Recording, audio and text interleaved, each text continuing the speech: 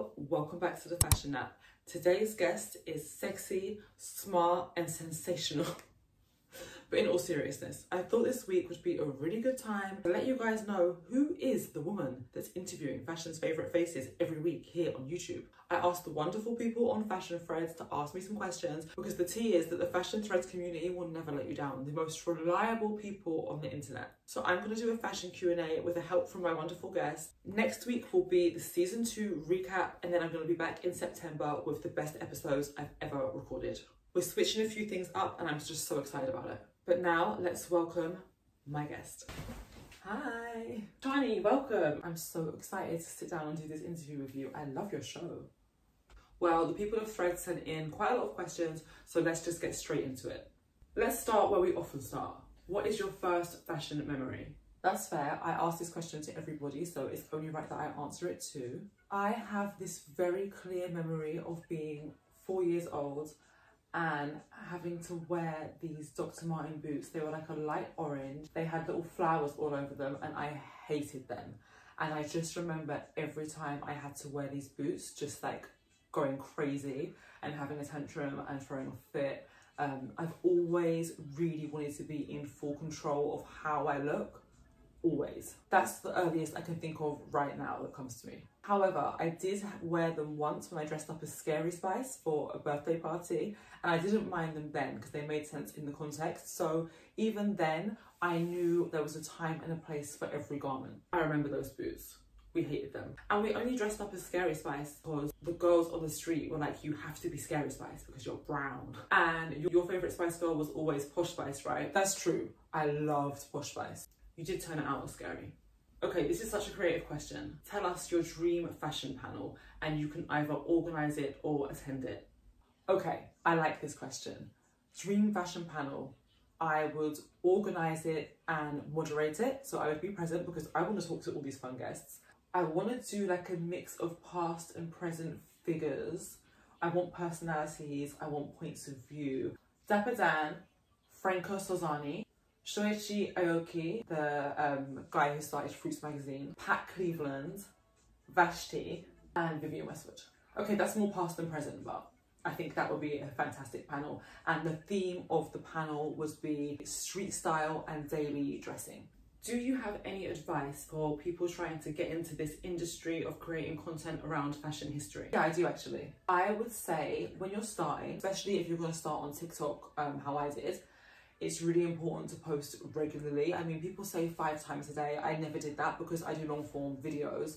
I was doing 1 video a day, between 5 to 7 days a week.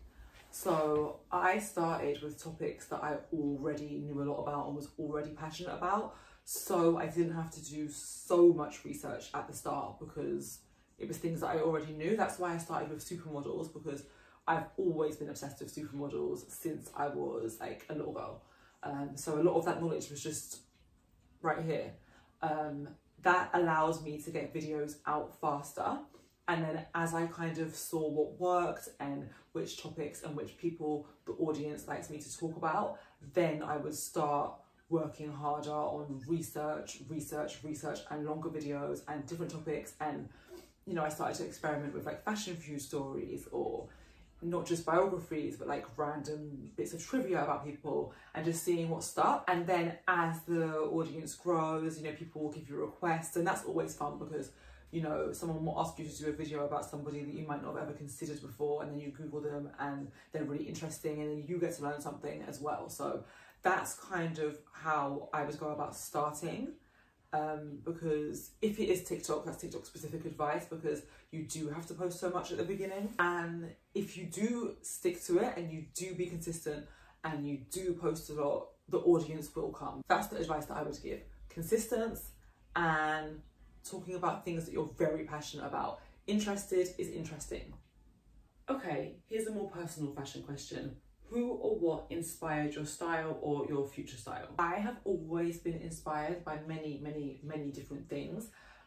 I love being able to be well referenced because it gives you many viewpoints. So since I was younger, I've always researched all different types of fashion. I've always been really intrigued by like different subcultures, like punks and goths and cyber goths and like even, I don't know, juggalos and just like all these different types of people and how they dress. So I would always watch like documentaries about subcultures. If it wasn't a way that I was going to go and dress, I just love knowing. That's why I love fruits as well, that I included Soichioki in my dream panel. Just seeing people and seeing how they dress. Obviously supermodels were a huge inspiration on my style. So yeah, I would say subcultures and people that just do very extreme different things, and then anything that's high glamour, that all rolled together kind of makes my style. Like this look I think is a good example, because my inspiration for this look was like, oh, my straps come back on. My inspiration for this look was like Gianni Versace meets Strawberry Switchblade. Since polka dots came back in, I've really been thinking about Strawberry Switchblade because I used to think that it was so cool when I first saw pictures of them when I was a teenager. So I wrapped this is actually another shirt, resourceful. Being poor also makes you very resourceful, and I grew up dirt poor. So this polka dot shirt, I put browns my hair because Strawberry Switchblade would always wear like the polka dot pieces of fabric in their hair, but then mixed with like the loud clashing prints and the off the shoulder moment, it reminded me of my favourite Gianni Versace collection. And then the gold jewellery, yeah, I just like to put a lot of different ideas together. Also, I've never ever really been a big movie watcher. Like I don't know a lot of films, I don't really go to the cinema, but if I ever come across a film that has good outfits, like I will watch it over and over and over again, and I've been like that since I was a kid. So movies like Romeo and Michelle's High School Reunion, Mahogany, Factory Girl, there's so many like that I just rewatch. Anything with Julia Roberts, anything that had like a woman character or like a female presenting character, that just really went for it. Like I was just rewatch. Oh my god, Orfeo Negro. That is like such a beautifully shot film with the most gorgeous costumes. Like things like that just inspire me so much. Sex and the City, duh. Like you know the vibes. Hilary Banks. Hilary Banks was like my idol when I was a kid. Probably why I collect so many vintage suits now. But yeah, in my life, I wear many hats.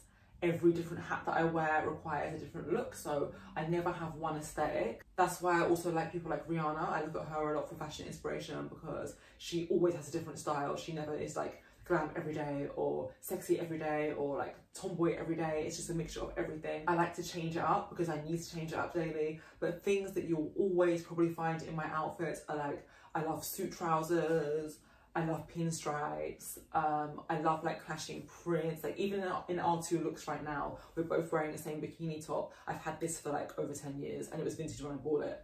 But that colour palette just does something to me and always has. Yeah, those are kind of staples, and then it's just how can I mix it up? That was such a long answer, but I just love clothes and I just love getting dressed, and I could talk about it forever and ever and ever. Who would be your dream guest for the Fashion Nap? Okay, I know the answer to this question immediately. My dream guest for the Fashion Nap is Pat Cleveland. Pat Cleveland, and I've said it so many times, I've posted about it, I'm claiming it, like it needs to happen. I love Pat Cleveland so much because not only is she like obviously an icon and she's so important in the history of modelling and such like a pivotal figure, she is a catwalk phenomenon. The way she walks, the way she acts on the runway, the way she brings characters to her photo shoots. But aside from all of that, because there are many people that you could say all of that stuff about that would be just as amazing to interview, but Pat Cleveland is the way she speaks. She is such a good storyteller. She's so eloquent. She could be telling you like the directions to the post office and you will feel like she is telling you like you've just heard Narnia for the first time. Like she is just such a character, and that is why I would love to interview Pat Cleveland. She's like #1 on my list. Okay, this is a hard question. Imagine you're the editor of Harper's Bazaar.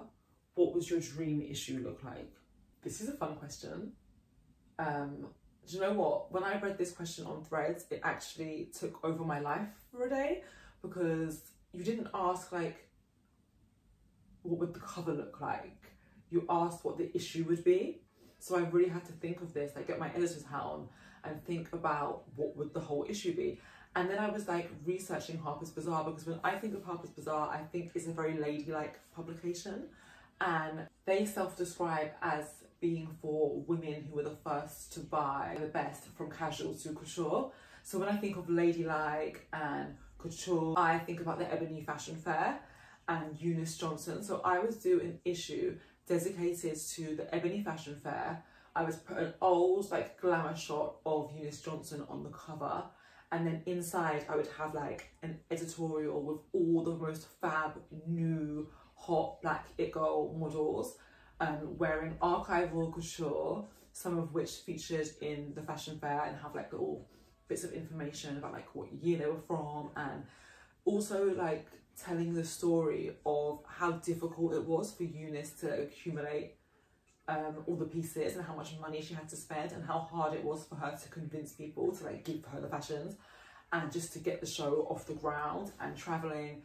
And then I would have some of like the models who actually were in the fashion fair talking about how it broke their career, because it did break a lot of their careers. Oh, I'm so passionate about this topic. I did a video, a 2-part video for it on TikTok, and I just was down the rabbit hole researching, and it was like I had the time of my life. Yeah, then I'd have like new designers talking about how the Ebony Fashion Fair inspired them, and it would just be an amazing issue all about that. So that was being my Harper's Bazaar issue. That would be such a good issue. What was the moment that you knew you loved fashion? I could not tell you. I can't recall a time not loving fashion. Like, I cannot remember a version of myself that wasn't like image driven and like just super visual and excited by clothes. Like, probably like in the womb, I don't know, but I can remember the first moment I knew that fashion loved me. Because my auntie, and she doesn't remember this, which is so like funny, but she took me to the Barbie convention when I must have been like I'm gonna guess like 7, and there was a contest for the best dressed Barbie doll, and I had like a black Barbie, and she was wearing like this navy kind of like shift dress that like a family friend I think made and like gave me for the Barbie, and it had like a brown like fur stole type thing. She had like some heels on. I can't really remember much more about the look than that, but I won. And there were like, imagine, this is a convention, this is like a big Barbie convention. So there are people there that are like collectors and like adults like entering this contest to win like this new unreleased Barbie, or the Barbie that was like the next one to come out. And I won, and that's when I knew like fashion loves me too. How do you find the old interviews of models to know their story? Okay, so the way that I find the old interviews to find like the stories of all the models that I make videos about, there are a few ways. Usually the first thing that I do is go to YouTube and I look up episodes of like MTV's House of Style. The Fashion TV model files are a really, really good place to start with that, because they have like long interviews just on one person. Of course they're gonna like tell the origin story, like the scouting story, the discovery story. So I usually start there. When I interviewed Lazovic, who conducted a lot of the interviews for Fashion TV, she has actually told me that there's a guy called Chris Vidal Tonoma, and he is on YouTube. So he contacted her and said that he had recorded every single episode of Fashion TV on VHS, and he's been digitizing it all and uploading it to YouTube incrementally. And then like I just Google them, try and Google like their name and like ID magazine and the Face magazine and like all the magazines that were big when they were working, and try and find interviews with them, try and find stories or like little tidbits in other people's interviews, and just kind of, you just kind of have to follow a trail and find what's interesting about each person, and then follow that and Google that and use that as a keyword. And then outside of like the internet, I have a lot of fashion books that I've collected over the years. I love like model autobiographies, coffee table books, like art books, libraries, great resource. I don't get to the library much anymore, but I spent a lot of time in the library looking at fashion books as like a teenager and a young kid, like 10 years old. Like that's what I would like to do for fun. Outside of that, I've seen so many fashion documentaries, and you know, you watch documentaries, you remember a piece of information, then you're like, oh, that could be a good video topic. You go back, you look at the documentary again, you Google that story, you find an article about it. So yeah, it's just a lot of like obsessive behaviour, really. I saved the hardest question till the end. Who are your favourite designers? Okay, that is the hardest question. My favourite designers In terms of like designers that I look for when I'm like on Vinted and Vestiaire, Gianni Versace, Vivienne Westwood, those are like god tier designers for me. Also, like I love Jean-Paul Gaultier and I love researching Jean-Paul Gaultier's work. Always like so many interesting stories behind his collections, and I just think he was like l'enfant terrible, you know, like everything. If we're talking about more current designers that I love, Dimitria Petza of Dipetza, Dilara Findikoglu, I am crazy about her work. I always love seeing what Christopher John Rogers is doing. Daniel Roseberry at Schiaparelli, like I worship at the altar of what he's doing at Schiaparelli. I love the early works and the current works of Nassim Azhar. I think that is like one of London's finest designers, like top tier talent that we've had in the last decade. Nassim Azhar, hands down. Anything that he ever made when he had his namesake label, if it came out tomorrow, it would be the best collection in town. Timeless, innovative, obsessed. Elie Misner, who I interviewed, makes the most stunning gowns you've ever seen in your life. Really enjoying what Adrienne Apiolaza is doing at Moschino at the moment. I'm finding that journey really exciting. There are just so many iconic designers from so many different decades that we'd be here all day, but I'm going to leave it at that for now, if that gives you kind of an idea of the types of designers that I like. But like, I just love clothes, and I'm so glad that I get to do this job and talk about fashion all the time. I'm just living the dream. So is that all the questions? Thank you so much for coming on. I feel so much closer to you now. This has been so fun. I hope I get invited back to do it again. I think we should invite the audience to comment their answers to these questions below so we can get to know each other. Bye! As with every episode, I hope you learned something today. I hope you enjoyed it. And I'll see you next week for the season 2 recap. We're going to wrap up this thing and come back bigger and better in September. I cannot wait. Like, comment, subscribe, share. Sharing is the most helpful part. And like I always say, whenever we take a little break between seasons, it is the perfect time to send my channel to your friends and binge watch all the episodes. Get caught up, get prepared, because we are going to be back soon. Bye!